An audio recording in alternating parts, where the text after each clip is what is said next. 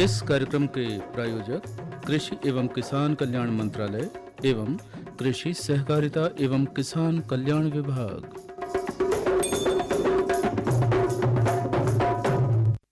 घनघोर वर्षा हो रही, गगन गर्जन कर रहा, घर से निकलने को गरज कर वज्र कर रहा, तो भी किसान मैदान में करते निरंतर काम है।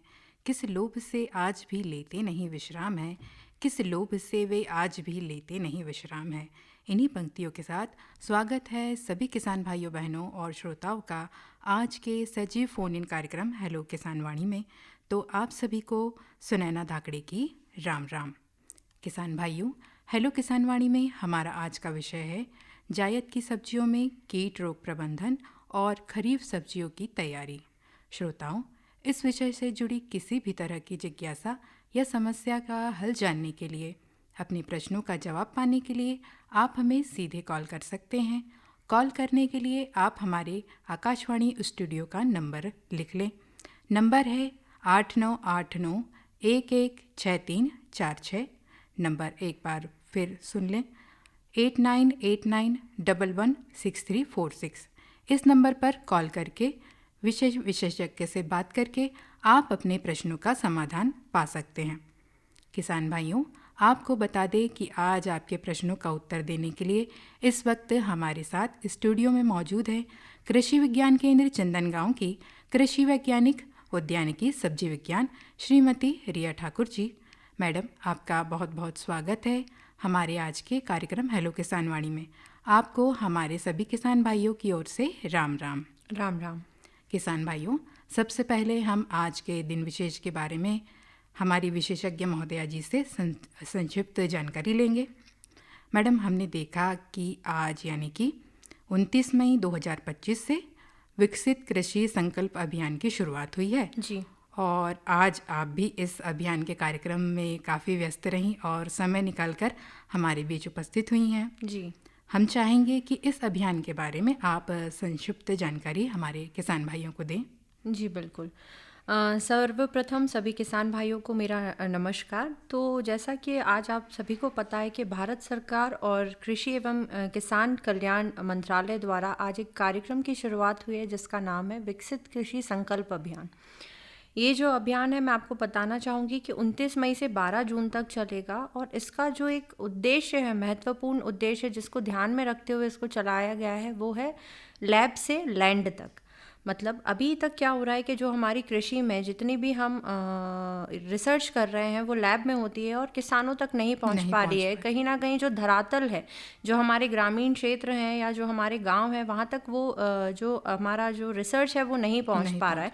तो उसको पहुंचाने के लिए ही यह एक अच्छा कदम जो है वो सरकार द्वारा उठाया गया है और इसमें जो किसानों तक सीधे वैज्ञानिक किसानों से संवाद करेंगे, उनके खेत में, उनके ग्रामों में जाकर और उनकी समस्याओं का हल करेंगे। अगर उनको किसी भी प्रकार की कोई समस्या है तो उसका निराकरण और उनको आने वाली तकलीफ़ों को हम लिखेंगे और उस पर आगे जाके हम कैसे उस पर अनुसंधान कर सकते हैं और उनको उन समस्याओं का कैसे हम निराकरण कर सकते हैं, इस पर भी बहुत एक अच्छा कदम सरकार द्वारा उठाया गया है कि हमारी जितनी भी अनुसंधान है वो उन तक पहुँचे और उनकी जो तकलीफ़ें हैं वो हमारे वैज्ञानिकों तक पहुँचे जिससे कि हम उसका समाधान कर सकें। जी।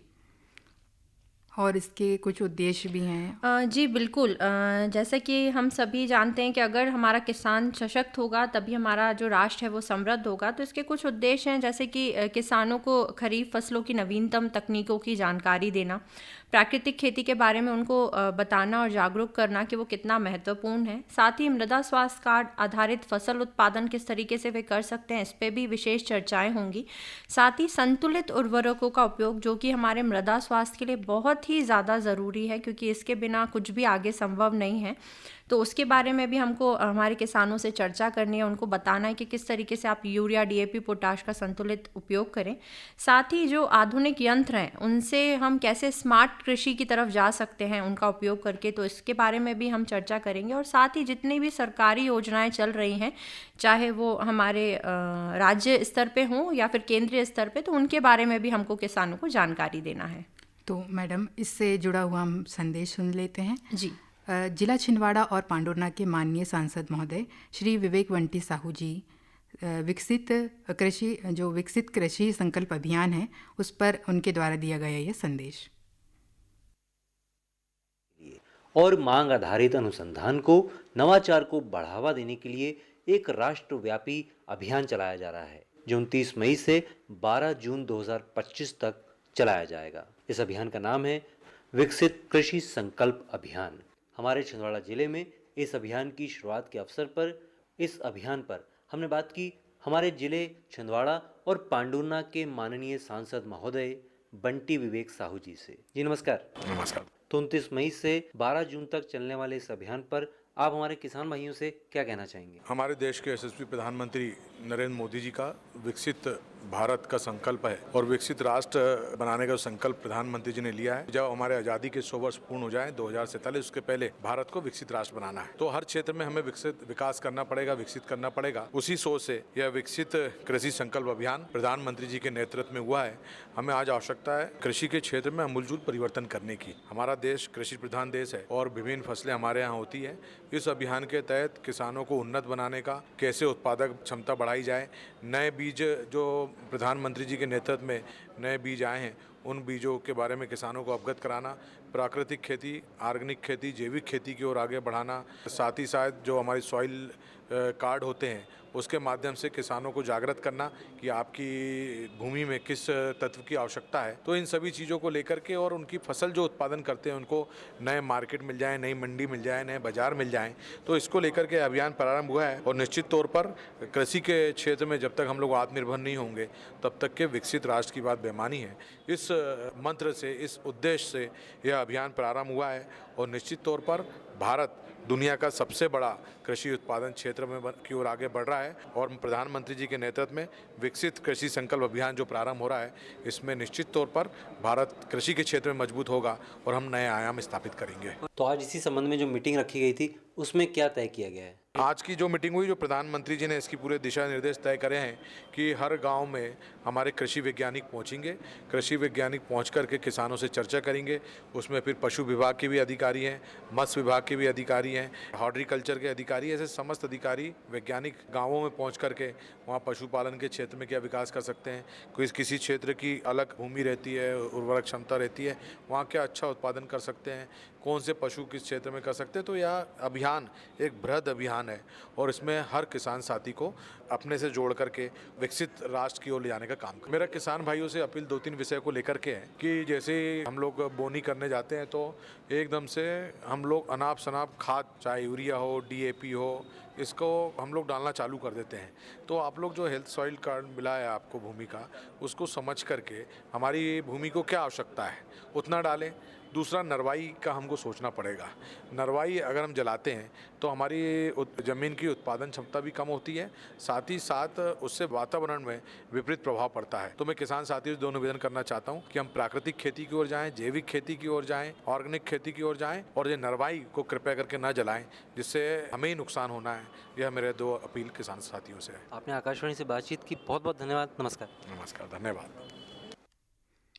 अभी आप सुन रहे थे जिला छिंदवाड़ा और पांडुर्ना के माननीय सांसद महोदय श्री विवेक बंटी साहू जी से विकसित कृषि संकल्प अभियान इस विषय पर संदेश। और मैडम ने भी हमें बहुत अच्छी जानकारी दी आपने किसान भाइयों को, और आशा है कि किसान भाई इस योजना का लाभ उठाते हुए विकसित और उन्नत होंगे। और चलिए अब आज के सजीव फ़ोन इन कार्यक्रम की शुरुआत करें।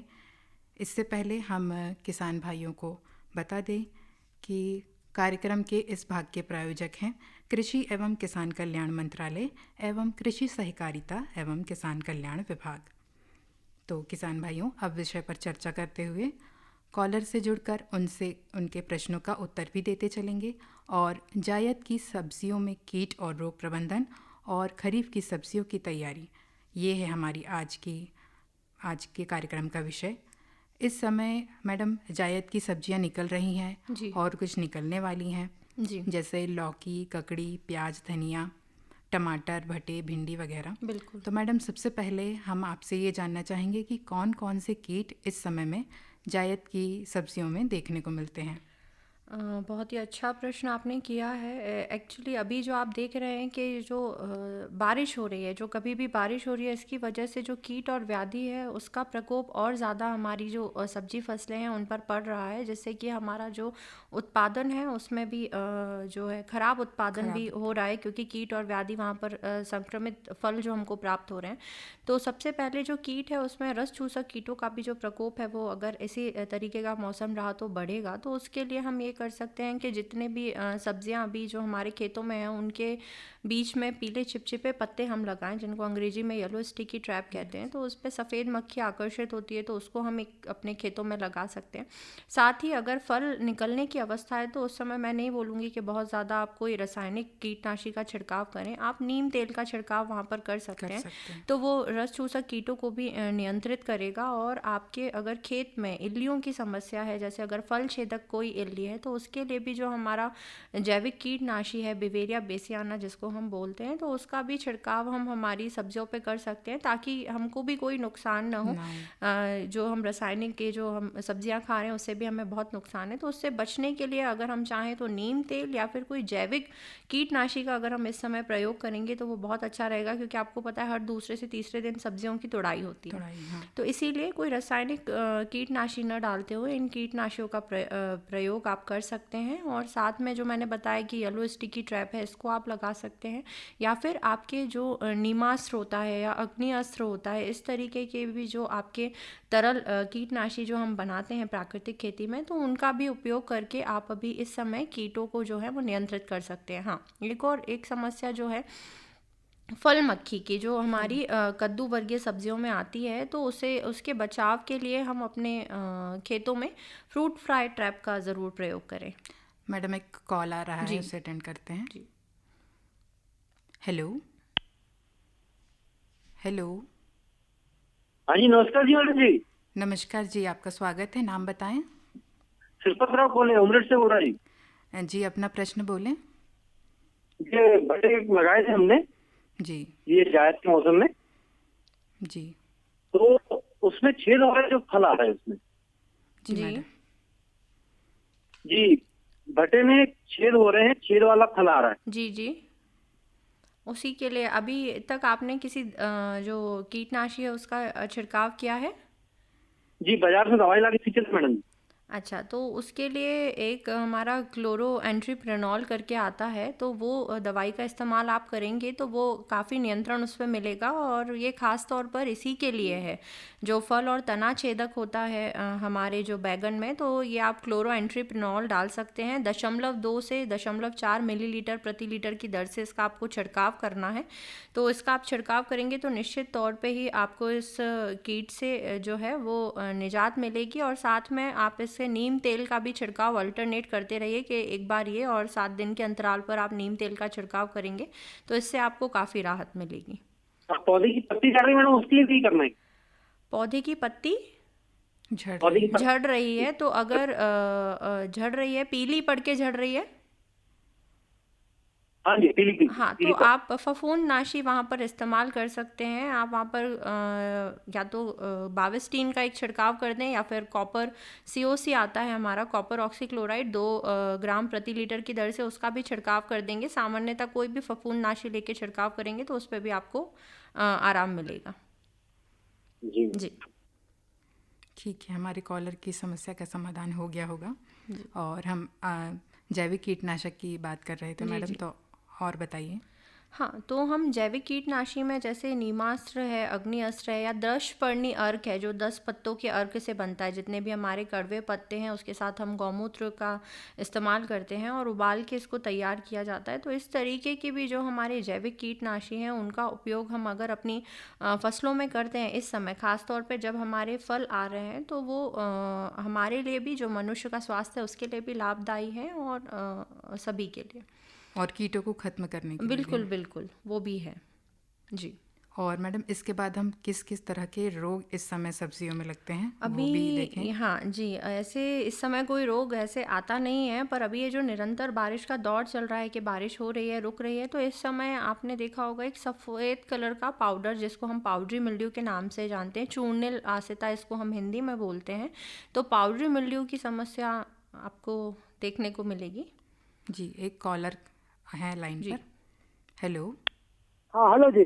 हाँ जी, नमस्कार, बताइए। हाँ नाम नमस्कार बताइए। जी। हाँ जी, नाम मैं बताइए। देव कुमार कोले हैदराबाद तहसील कुरैल जिला सिवनी से बोल रहा हूँ। अभी नौतपा में करेला लौकी लगा सकते हैं कि नहीं पूछ रहा था जी मैं। जी, आपका स्वागत है, मैडम सुन रही हैं। बताइए, प्रश्न बताइए सर। लौकी करेला और कद्दू लगाना है अभी गौर जी जी। फली। ये तो नौतपा में लगा सकते हैं कि नहीं? नौ तपा में ऐसा कुछ नहीं है। अगर आपके पास पानी की व्यवस्था है तो आप लगाएं, और नहीं तो आप थोड़ा सा रुक जाएं। 15 जून के आसपास भी आप लगा सकते हैं। तो आप वो देखिए कि आपके पास उपलब्धता किस प्रकार की है। तो अगर आपके पास सिंचाई के साधन हैं तो आप लगा सकते हैं। नौ तपा जैसा नौ तपा अभी है नहीं कि बहुत ज़्यादा तप रहा हो, तो ऐसी कोई समस्या नहीं है। आप अगर लगाना चाहें तो ये भी उचित समय है। आपकी फसल अगेती आ जाएगी समय से पहले, तो आपको बाज़ार में दाम भी अच्छे मिलेंगे। तो इसमें लगाने में कोई समस्या नहीं है, आप लगा सकते हैं। जी, हमारे कॉलर की समस्या का समाधान हो गया होगा। मैडम, इसके बाद हम इन रोगों से बचाव के लिए किस किस तरीके से उपचार कर जी, सकते हैं? हम बात कर रहे थे चूर्णे लासिता या पाउडरी मिल्ड्यू जिसको हम बोलते हैं। इस पे जो पत्ते होते हैं उस पे सफ़ेद कलर के धब्बे बन जाते हैं। तो उसके लिए हम सल्फ़र बेस्ड जो भी होता है, जिसमें सल्फ़र होता है, उस तरीके के फफूंदनाशी का उपयोग हमको करना होता है। तो इसके लिए वेटेबल सल्फ़र नाम से भी आता है। तो वो 3 ग्राम प्रति लीटर की दर से आप इस्तेमाल कर सकते हैं। और साथ में मेट्राफेनॉन करके भी एक हमारा जो फफूंदनाशी आता है, तो उसका इस्तेमाल भी आप पाउडरी मिल्ड्यू के कंट्रोल के लिए कर सकते हैं। 0.5 मिलीलीटर प्रति लीटर की दर से आप इसका छिड़काव करेंगे तो निश्चित तौर पे पाउडरी मिल्ड्यू में राहत देखने को मिलती है।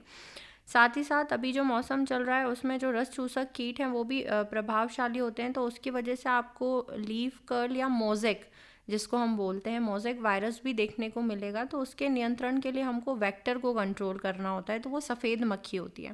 हाँ। तो इसके लिए आप किसी भी तरीके के रस चूसक कीट के लिए कीटनाशी या नीम तेल, या फिर हमारे पास इमीडाक्लोरोपिड, थायोमिथॉक्साम, एसिटामाप्रिड, इस तरीके के कीटनाशी भी बाज़ार में उपलब्ध है। तो इनका उपयोग करके भी हम जो लीफ कर्ल या फिर जो मोज़ेक की समस्या आती है इस समय में, तो उससे भी हम बचाव कर सकते हैं।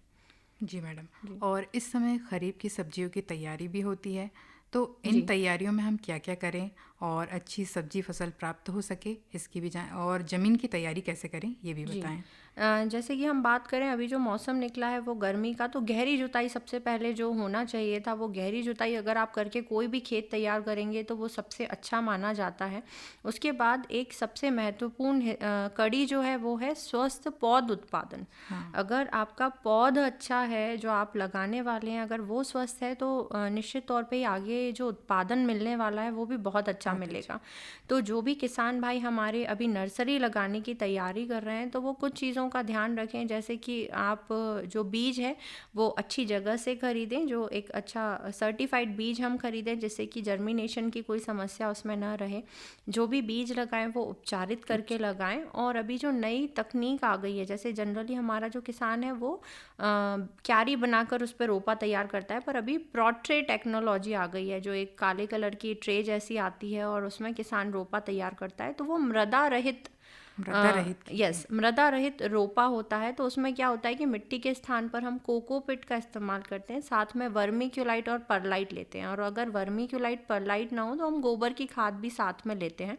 तो कोकोपिट के साथ गोबर की खाद है ना? हाँ, वर्मी कंपोस्ट हम उसको केचुए की खाद लें तो वो बेहतर है, क्योंकि इसमें किसी प्रकार की मिट्टी नहीं रहती। तो मृदा जनित जो भी बीमारी रोपे अवस्था में आती है, जिसको हम अर्धगलन की समस्या बोलते हैं।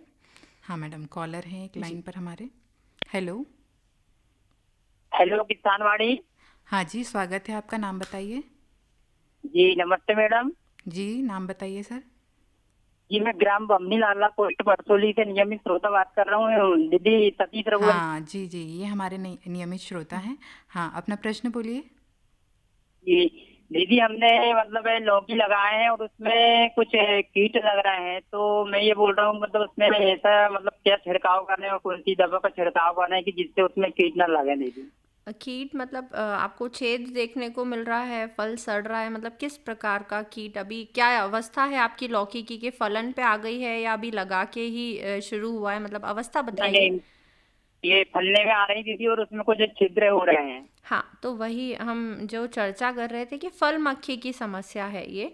फल मक्खी में ये देखने में आता है कि जो फल मक्खी होती है वो फलों में आकर जैसे ही फल बनना या फूल की अवस्था में वहाँ पर अंडे देती है और उसके बाद ये प्रक्रिया शुरू होती है। तो उसमें आपको फल पर एक छेद दिखेगा और वहीं से धीरे धीरे वो फल जैसे ही पानी या कुछ और लगेगा तो वहाँ से सड़ना शुरू हो जाता है। तो इसके लिए बाजार में फल मक्खी के ट्रैप मिलते हैं, है ना? तो उसको आप लगाइए। एकड़ पे वो करीबन 10 से 12 लगते हैं। तो उसको आप लेके आ जाएंगे तो उसमें ऐसी दवाई रहती है कि जो फल मक्खी होती है वो आकर्षित हो जाती है, तो फिर आपके खेत में नुकसान नहीं होगा। तो उसको ज़रूरी से आप अपने खेत में फल मक्खी ट्रैप किसी भी कृषि सेवा केंद्र पे आपको मिल जाएंगे, बहुत ज़्यादा महंगे नहीं आते हैं। उनका उपयोग आप ज़रूर करें और उसको हर 20 से 25 दिन में आपको बदलना होता है, क्योंकि उसमें से जो सुगंध आती है वो ख़त्म हो जाती है, तो फिर वो कार्य नहीं करते हैं। तो आप फल मक्खी जो ट्रैप है उनको अपने खेत में जल्दी से जल्दी लगा दीजिए, जिससे कि आपको ये समस्या का सामना नहीं करना पड़ेगा। आने वाले जो फल होंगे वो आपके स्वस्थ रहेंगे, क्योंकि फिर उनमें छेद नहीं हो पाएगा। जी, थैंक यू दीदी। ओके भैया। हमारे श्रोता की समस्या का समाधान हो गया होगा। और हम बात कर रहे थे खरीफ की सब्जियों में नर्सरी तैयार कैसे करें। तो हम बात कर रहे थे पौध उत्पादन को लेके। तो उसमें हम जो है कोकोपिट और वर्मी कंपोस्ट का इस्तेमाल करते हैं। जो कोकोपिट होता है उसमें जल धारण क्षमता बहुत अधिक होती है, और वर्मी कंपोस्ट से हमको जितने भी हमारे जो न्यूट्रिएंट्स होते हैं, पोषक तत्व, वो प्राप्त होते हैं। तो इसमें जो एक भूमि जनित बीमारी आती है, अर्धगलन जिसको बोलते हैं और अंग्रेजी में डैम्पिंग ऑफ बोलते हैं, तो उससे बहुत ज़्यादा रोपा ख़राब होने की समस्या होती है। तो उससे हमको निजात मिल जाती है। और इसमें ये होता है कि जो आपका पौध तैयार होती है वो स्वस्थ होती है, क्योंकि उसको एक ही जो खाना रहता है या खांचा जिसको हम बोल सकते हैं, उसमें एक पौध होती है। तो जो उसकी जड़ें होती हैं वो भी पौध के साथ ही रहती हैं। जब हम क्यारी से पौध उगाड़ते हैं तो वहाँ पर जो उसकी प्राइमरी या छोटी छोटी बारीक जो जड़ें होती है वो वहीं छूट जाती हैं, तो वो खेत में स्थापित होने में पौधा समय लगाता है। और इसमें अगर हम लगाते हैं और इस पौध को हम खेत में स्थानांतरित करते हैं तो यहाँ पर जो मृत्यु दर है वो 0 होती है। एक कॉलर लाइन पर है मैडम जी। Hello hello hello. हेलो, हाँ जी, स्वागत है। नाम बताएं। मैम, मैं रोहन कुमार गुप्ता बात कर रहा हूँ, न्यूटन डिग्री नंबर 11, तहसील परासिया, जिला छिंदवाड़ा से। हाँ, प्रश्न बोले अपना। मैम, मेरा प्रश्न ये था कि खरीफ के इस मौसम में मैं ऐसी कौन सी सब्जी लगाऊं जिससे मुझे ज्यादा से ज्यादा मुनाफा हो, क्योंकि मेरे पास पानी की भी बहुत ज्यादा कमी है। पानी की बहुत ज़्यादा कमी है। अच्छा, नहीं, अब सब्जियों में तो ऐसा है कि खरीफ के मौसम में आप बहुत सारी सब्जियों पे जा सकते हैं, पर अगर कमी है तो मैं अभी जैसे खरीफ में पानी की बहुत ज़्यादा समस्या नहीं होता। आगे जाके आपको ड्रिप अगर आपके पास है तो वो भी ड्रिप की कोई व्यवस्था है आपके पास? नहीं मैम। अच्छा, तो फिर आप कोई भी जो कम अवधि वाली फसलें हैं उनकी तरफ जाइए। जैसे कि आप ये जो भी हमारी कद्दू वर्गीय हैं, जैसे इस समय ये भी लगती हैं, लौकी वगैरह, उस पे भी आप जा सकते हैं। क्योंकि अगर मैं आपको बोलूँ टमाटर, बैगन, मिर्च पे आप जाएंगे तो वहाँ आपको बहुत एक लंबा समय लगेगा। तो आप लोबिया जो होता है, लोबिया, फ्रेंच बीन या सेमी, इस तरीके की फसलों पे भी जा सकते हैं। तो ये सब्जी फसल आप अभी इस समय ले सकते हैं, तो इस बारे में सोच सकते हैं। और अगर आप चाहें थोड़ा भविष्य के लिए प्लान करना, तो आप फिर मुनगा की तरफ भी जा सकते हैं। जो मुनगा हमारा होता है, आजकल ऐसी किस्में भी हैं जो 6 महीने बाद फलन शुरू कर देती हैं, जिसको अंग्रेजी में हम ड्रम स्टिक बोलते हैं। तो मुनगा का भी आप रोपण कर सकते हैं, तो उस तरफ भी आप जा सकते हैं अगर कम पानी, क्योंकि मुनगा को बहुत अधिक पानी नहीं लगता है, तो उस तरफ भी आप जा सकते हैं। जी, हमारे कॉलर की समस्या के प्रश्नों का उत्तर मिल गया होगा। और हम बात कर रहे थे मैडम जो मृदा जनित रोग है उससे हम। जी। हाँ, तो जो हमारी रोप रहती है, तो वो अगर हम प्लॉट ट्रे में तैयार करते हैं तो वो स्वस्थ भी रहती है, और आगे जाके जो उसका उत्पादन है वो भी बहुत अच्छे तरीके से होता है। तो जब हम इतने महंगे बीज हमारा जब किसान लेके आता है जो हाइब्रिड्स हैं, तो मैं उनसे वही बोलूँगी कि आप क्यारी में न लगा के, जो अब नई तकनीक आ गई है, क्योंकि अब ये ऐसा समय आ गया है कि अब हमें उन्नत तकनीकों की तरफ जाना पड़ेगा। तो इसी के लिए हम प्लॉट ट्रे टेक्नोलॉजी का इस्तेमाल करें तो हम स्वस्थ पौध है उसका उत्पादन कर सकते हैं। जी, और खरीफ में जो लगाई जाने वाली सब्जियां हैं उनके बारे में कुछ जानकारी दीजिए मैडम। हाँ, इस समय खरीफ में हम मुख्यतः सभी सब्जियां लगाते हैं। किसानों की तैयारियां भी शुरू हो गई हैं कि हम टमाटर, मिर्च, बैगन ये सब भी रोपा अब वो तैयार करेंगे। तो मैं ये कहना चाहूँगी कि कुछ ऐसी चीज़ों का हम ध्यान रखें हमारे फसल उत्पादन में कि आगे जाके हमको समस्या नहीं हो। जैसे कि बॉर्डर क्रॉप, बॉर्डर का मतलब होता है कि खेत के चारों तरफ हमको एक दीवार जैसा खड़ा करना है। तो जिन खेतों में रस चूसक कीटों की समस्या है या हवा से जो कीट आते हैं, तो किसान ये करे कि 15 दिन पहले अपने खेतों में जो भी हो, मक्का हो, ज्वार हो या फिर उसको बाजरा लग रहा है, तो उसकी एक दीवार जैसा वो बना दे। एक कॉलर लाइन पर है। हेलो जी, हेलो हेलो हेलो। हाँ जी, नमस्कार, स्वागत है। नाम बताइए। नमस्कार जी, हेलो आकाशवाणी, मैं सिंगोड़ी से रामनाथ साहू बोल रहा था मैडम जी। जी जी, स्वागत है। प्रश्न बताइए सर अपना। हमने लौकी लगाए हैं, जो लौकी और गिलकी लगी है, वो क्या है, लौकी तो ऊपर से बाहर से अच्छी दिखती है जी, पर अंदर यदि कुछ तोड़ो तो कुछ लौकी अंदर से गल जा रही, खराब हो जा रही, तो उसका क्या कारण है, उसमें क्या करना चाहिए? नहीं, वो मुझे लगता है जहाँ तक है आपका भी जो चीज़ है वो फल मक्खी की वजह से ही है।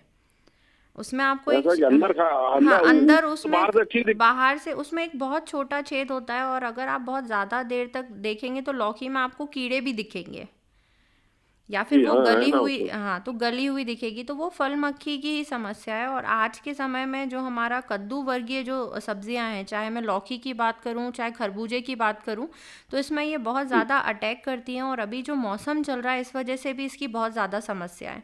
तो अगर अभी आपकी लौकी फलन पे है और नए फल भी बनते जा रहे हैं, मतलब बन रहे हैं, फूल आ रहे हैं, फल बन रहे हैं, तो आप भी, मैं आपको सजेस्ट करूंगी कि आप फल मक्खी ट्रैप लगाइए। उससे बहुत राहत आपको मिलेगी। बहुत ज़्यादा खर्चा नहीं है, 40 से 60 रुपए के बीच में एक ट्रैप आता है और 1 हेक्टेयर पे अपने को 10 से 12 लगाना होता है। तो उससे क्या आपको मतलब क्या क्या बोले, फल ट्रैक? फल मक्खी ट्रैप आपको किसी भी कृषि फल सेवा, मक्खी ट्रैक। हाँ, किसी कृषि जी सेवा केंद्र पे मिल जाएगा। आप उसको बोलिएगा कि जी लौकी के लिए फल मक्खी वाला चाहिए। वो अलग अलग के लिए आता है, आम के लिए भी आता है, फलों के लिए भी आता है ना। तो आपको सब्जी वाला चाहिए और वो भी कद्दू वर्गीय सब्जियों के लिए, तो वो आपको देंगे। उसमें एक ल्योर आता है, उसको लगाएंगे आप, तो वो बहुत अच्छा काम करेगा। तो जो नई आपकी लौकियां बनेंगी ना, उसमें वो समस्या नहीं आएगी। पुराने में हो सकता है कि अभी और ऐसी समस्या आपको देखने में मिले, पर जो नया फल बनेगा उसमें फिर ये समस्या आपको देखने को नहीं मिलेगी। हाँ, और इसका ठीक, इलाज केवल धन्यवाद। वही है। जी जी, धन्यवाद। मैडम, हम बात कर रहे थे नई तकनीकों की, हाँ, खरीफ की सब्जियों के लिए नई जी। तकनीकों की। तो एक सबसे पहले मैं बोलूँगी कि बॉर्डर क्रॉप बहुत ज़रूरी है। आज का जो हम जलवायु देख रहे हैं कि कभी भी आंधी आ रही है, बारिश आ रही है, कभी भी बहुत ज़्यादा गर्मी है, तो जो आपकी बॉर्डर क्रॉप होती है वो एक दीवार की तरह आपकी फसल के लिए काम करती है। तो तेज़ हवा के साथ या हवा के साथ जो भी कीट आपके खेत में आने वाला रहता है, तो वो वहीं पर रुक जाता है। तो इसका आप प्रयोग जो भी आप सब्जी लगा रहे हैं उसमें अवश्य करें। ये अधिक हवा से भी बचाएगा और गर्मी में भी जो अगर दिक्कत आती है तो उससे भी बचाता है। एक कॉल और ले लेते हैं। Hello hello hello. हाँ नमस्ते, मैं कटिया डाना सिंगोड़ी से बात कर रहा था, रामस्वरूप हुई के। जी जी, स्वागत है। प्रश्न बताइए। मैं ये जानना चाह रहा था मैडम कि अभी हमारे यहाँ भिंडी लगी हुई है जी और मिर्ची है, जी। तो दोनों में क्या है कि चींटियों का बहुत ज्यादा प्रकोप है। उसकी वजह से ना पूरे हमारे फल झड़ रहे हैं और ढंग से फल नहीं आ पा रहे हैं। इसका उपचार जानना चाह रहा था मैं। चींटी, पहले मैं पूछना चाह रही हूँ, चींटी मतलब चींटे हैं काले कलर के बड़े या किस तरीके के? नहीं, लाल लाल कलर की चींटियां हैं। तो आपके पूरे खेत में लाल कलर की चींटियां हैं? हाँ मैडम, मतलब अधिक पौधों में वो उसी प्रकार की चींटियां हैं। तो अभी तक आपने इसके नियंत्रण के लिए कुछ किया? नहीं मैडम, कुछ नहीं किया। नहीं, तो मतलब मेरा ये कहने का मतलब है कि अगर आप कोई कीटनाशी उस पर छिड़कते हैं, जैसे कि हमारा क्लोरोपाइरीफॉस है, क्विनोलफॉस है, तो इससे जो चींटियां पौधे पे होंगी वो ख़त्म हो जाएंगी। और अगर ज़मीन में भी आपको अगर दिख रही है तो फिप्रोनिल डस्ट आती है। जमीन में भी है मैडम? हाँ, तो मैं वही बता रही हूँ, फिप्रोनिल डस्ट या क्लोरोपाइरीफॉस डस्ट आती है, तो उसका भुरकाव भी अगर आप ज़मीन पे कर देंगे तो निश्चित तौर पे मुझे लगता है आपको राहत मिलेगी इस चीज़ से। तो आप ये 2 चीज़ जी करके जी देखिए, और मैं कृषि विज्ञान केंद्र में ही पदस्थ हूँ, तो अगर यहाँ से आपको निजात नहीं मिलती है तो आप आगे फिर मुझे बताइए, तो हम उसका और भी सॉल्यूशन देखेंगे। जहाँ तक मुझे उम्मीद है कि आपको इससे निश्चित तौर पे राहत मिलेगी। एक आप स्प्रे कर जी। दीजिए, और नीचे जो फिप्रोनिल डस्ट जो मैं बोल रही हूँ वो आप बुरकाव कर दीजिए अपने खेत में। ठीक है मैडम, जी ठीक। जी जी, हमारे श्रोता की समस्या का समाधान हो गया होगा। और मैडम, जो हम तकनीकों की बात कर रहे थे, तो उसमें और कौन सी तकनीकें हम अपना सकते हैं? एक हमने बॉर्डर क्रॉप की बात कर ली, इसके बाद हम ट्रैप क्रॉप की बात करते हैं। ट्रैप क्रॉप वो फसल होती है जो हमारी मुख्य फसल के बीच में हम लगाते हैं, तो जिसमें जितने भी कीट होते हैं वो उस फसल पे आकर्षित हो जाते हैं और आपकी जो मुख्य फसल है वो बच जाती है। जैसे कि आपने देखा होगा टमाटर में हम गेंदा लगाते गेंदा, हैं, हाँ। तो गेंदा जो है वो सारी इल्लियाँ गेंदे पे आ जाती है और वहाँ पर हम स्प्रे कर सकते हैं दवाइयों का, तो वो वहीं के वहीं ख़त्म हो जाती है। ऐसे ही हम जो हमारी गोभी है, पत्ता गोभी है, उसमें हम धनिया लगाते हैं। तो इस तरीके से जो ट्रैप क्रॉप होती है उनका इस्तेमाल भी हमको करना चाहिए, जिससे कि जो हमारी मुख्य फसल है वो बच जाती है। ये कुछ ऐसे उपाय हैं जो हमारी लागत में कमी करते हैं। जैसे हमने बात की येलो स्टिकी ट्रैप की, पीले चिपचिपे प्रपंच हो गए। आज के समय में हमारे पास सोलर ट्रैप भी आ रहे हैं, तो उनका इस्तेमाल भी कर सकते हैं हम कीटों को नियंत्रित करने के लिए। फिर फेरोमोन ट्रैप्स हैं, तो ये नई नई चीज़ें हैं। अगर किसान इनको अपनी खेती में अपनाएगा तो निश्चित तौर पे जो उसका खर्च हो रहा है, जो कीटनाशी पे उसका खर्च हो रहा है या स्प्रे में जो लागत लग रही है, वो लागत कहीं ना कहीं कम होगी। तो इस तरीके के उपाय अगर हमारा किसान अपनाता है तो निश्चित तौर से उसको अच्छा उत्पादन भी मिलेगा और जो उसकी लागत है उसमें जो पैसा है उसमें कमी आएगी। और जो अभी हमारी आगामी फसल होने वाली, जैसे जी मक्का लगाने वाले हैं सब जी लोग, जी तो उसके साथ हम कौन सी फसल लगा सकते हैं?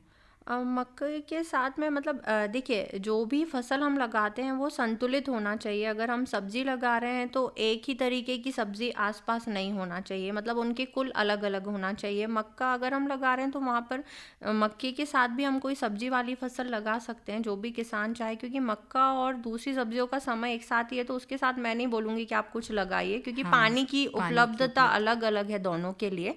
तो मैं ये ज़रूर सलाह दूंगी कि बारिश में जो भी किसान हमारे सब्जी लगा रहे हैं तो वो ये ध्यान दें कि उठी हुई बेड पे ही हमारी जो सब्जियां हैं उनको लगाएं, ताकि जल भराव की स्थिति ना हो, और पानी के निकास की सही व्यवस्था करें, क्योंकि कहीं भी अगर जल भरा तो कहीं ना कहीं उनको समस्या आएगी और सड़न जो है वो बहुत ज़्यादा पैदा होती है। इसके साथ मैं हमारे किसान भाइयों को ये भी बोलना चाहूँगी कि हमारे जो जैव फफूंदी नाशक हैं, जैसे कि हम बात कर रहे हैं ट्राइकोडर्मा है, स्यूडोमोनास है, तो इनका उपयोग आप ज़्यादा से ज़्यादा करिए, क्योंकि बारिश में जो भी बीमारी होती है वो भूमि जनित होती है। तो अगर आप शुरुआत में ही अपनी भूमि को इन चीज़ों से उपचारित कर देंगे तो कहीं ना कहीं आपको आगे आने वाली, जैसे टमाटर में हमने देखा है विल्ट की समस्या आती है, तो वो समस्या नहीं आएगी। बैक्टीरियल विल्ट भी आती है जो पूरा हरा का हरा पौधा सूख जाता है। तो आप शुरू से ही, बहुत ज़्यादा नहीं लगता है ये आपका, अगर आप पाउडर के रूप में इस्तेमाल करते हैं तो 2 किलो प्रति एकड़ के लिए सफिशिएंट होता है, और लिक्विड में भी इस्तेमाल करते हैं तो 2 लीटर आपका 1 एकड़ के लिए सफिशिएंट होता है, जो ट्राइकोडर्मा और स्यूडोमोनास की हम बात कर रहे हैं। तो इनका उपयोग आप भूमि उपचार के लिए अवश्य करिए। साथ ही साथ बीज को अवश्य आप उपचारित करिए, क्योंकि वही एक सबसे महत्वपूर्ण चीज़ है। अगर बीज आपका अच्छा होगा, उपचारित होकर आपकी पौध तैयार होगी, तो आगे आपको समस्याएं नहीं आएंगी। तो इन चीज़ों का आप ध्यान रखिए।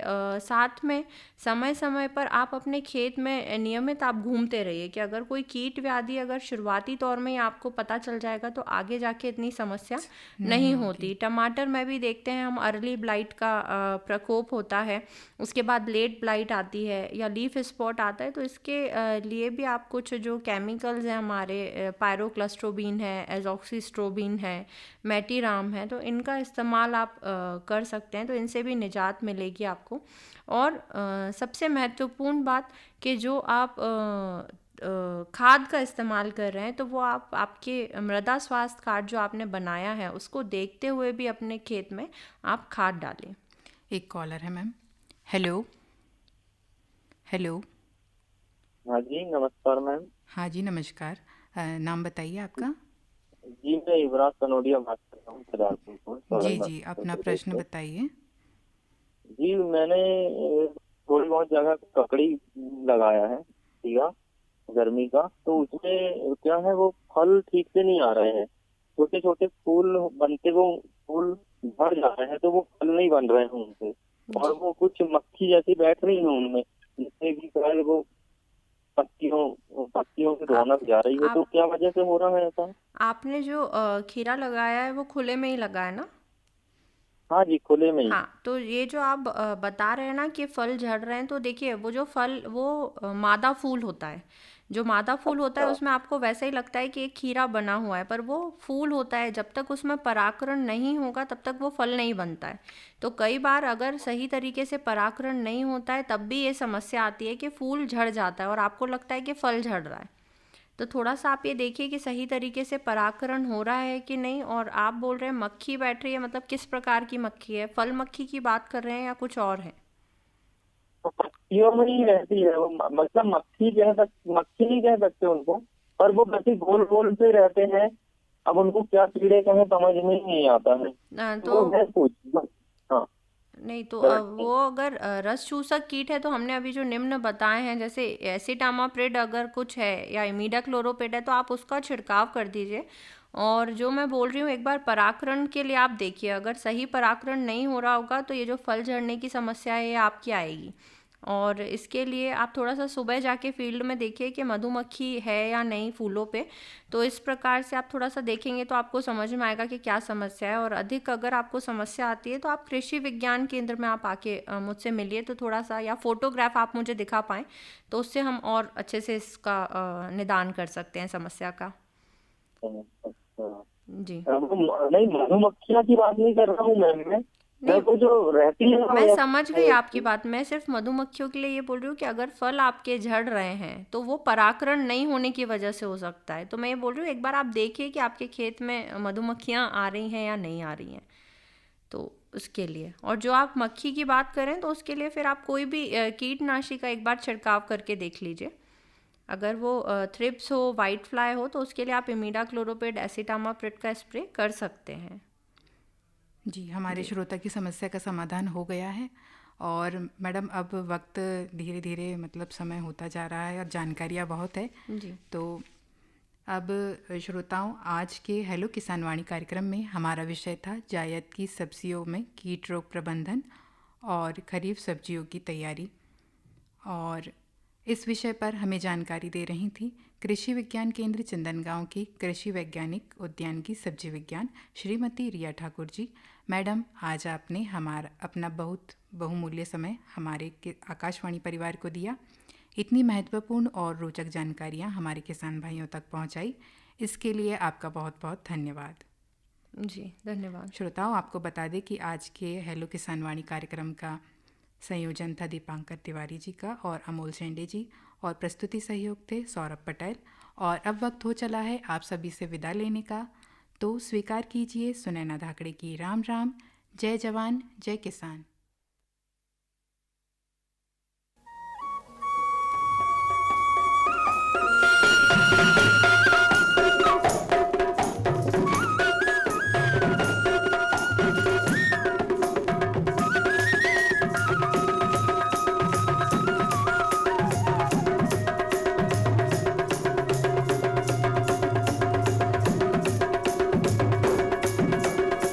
इस कार्यक्रम के प्रायोजक कृषि एवं किसान कल्याण मंत्रालय एवं कृषि सहकारिता एवं किसान कल्याण विभाग।